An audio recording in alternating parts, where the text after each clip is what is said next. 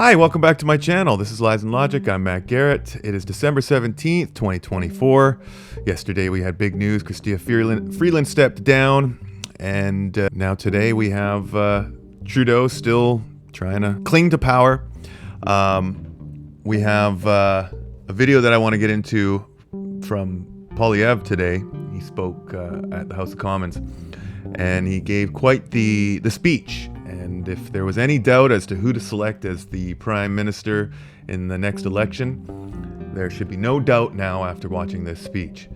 I've been going back and forth a bit with people on Twitter about this Maxime Bernier, and I'll say, I've thought about it. I've done my research into him, and if I'm going to be completely honest, I think he's a plant. I think he's a plant. I think he is purposely put in place to divide the vote. I thought that in the last election when our liberal-sponsored media decided to prop him up and give him a voice right at the most, inopportune time for our country, right when we needed to get Trudeau out and have the Conservatives take over. All of a sudden, Maxime Bernier was there to be the people's voice, and it was a bunch of bullshit. And it's WEF nonsense, if you ask me. I wrote a comment on his wall in regards to the WEF, and in my personal belief, I believe the Vatican has a huge hand in controlling the WEF. And I wrote a comment on his wall asking him about that. It was the first comment, and went back to check, and within a couple of minutes, he had erased it and deleted it. So that was enough said for me. The guy is clearly working for the opposition, clearly working for the bad guys. And when you hear this speech from Pierre, there's just no doubt in your mind that this has got to be the guy. So let's just have a listen. When I travel across this country, I consistently meet two types of people. One, those who are a little better off and tell me that, and I'll be very blunt about this, that if I don't win, they will leave the country. And they are very numerous. Yes. But I don't worry about them as much. You know who I worry about? The ones who can't leave. The ones who don't know, and if I can just use very blunt language, who tell me I don't know what the hell I'm going to do. I have no idea how I'm going to pay my way. That's right. I met a waitress at a restaurant not long ago, and she came up to me and she grabbed me by the hand and she said, "You have to win." And I said, "Oh, thank you. I appreciate your support." She said, No. It wasn't a compliment. You have to win. And then she told me her story.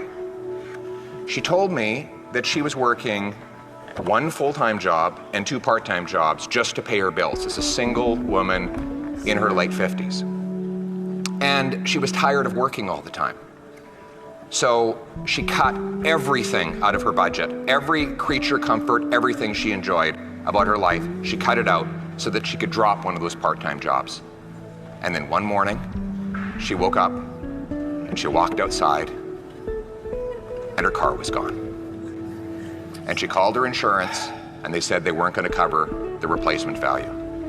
So she had to take that job back because she simply cannot live her life without a car. Now you can bet your bottom dollar the guy who stole the car, he was probably out on bail. This was not his first job. That's right. Her taxes have gone up. Her heating bill has gone up. Her wages have not gone up. She's scared to go out in the streets in places where they didn't even lock the door not long ago. These are the people we're fighting for. These silly games over here, they're very entertaining. The soap opera that everyone's seized with today, that's all fine. But there are real people whose lives are on the line here, and we have a duty to work for them. And quite frankly,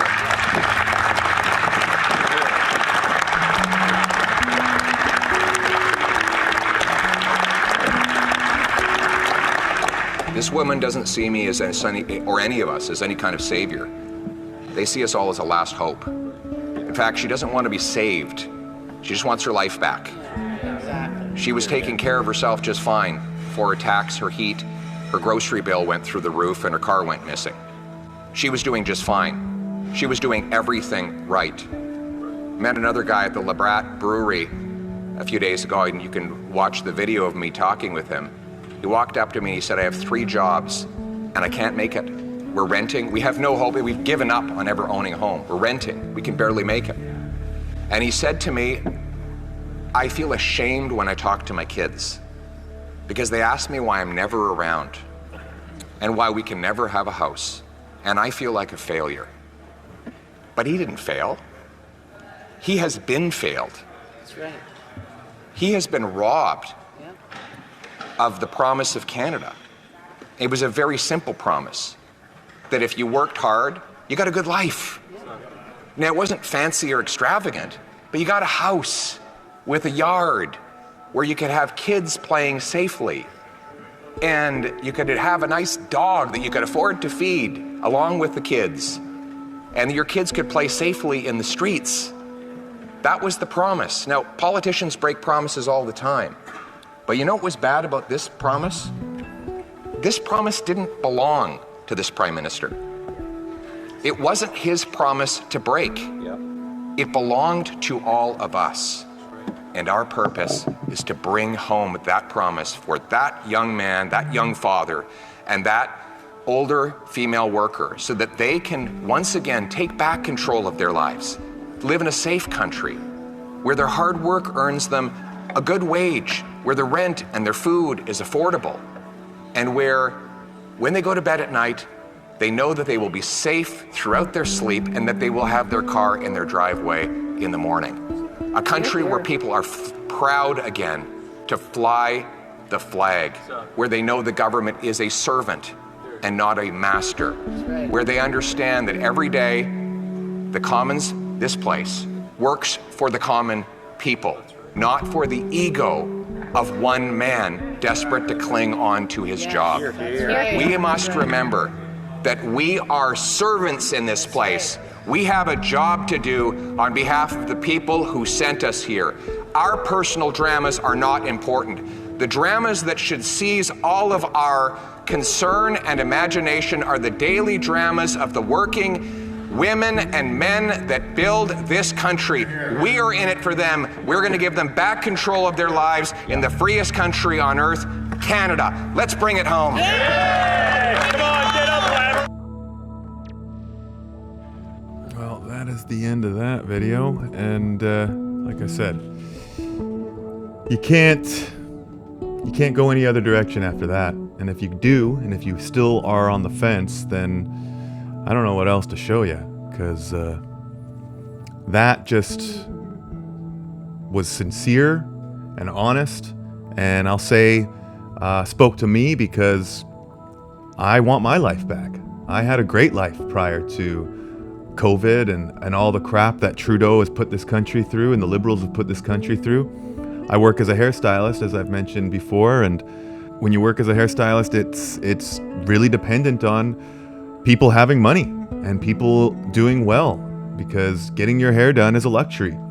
And I had a really great living. I made a over, six-figure income, gave my son a great life. We had all the things you need: great house, nice cars, nice clothes, food in the fridge all the time.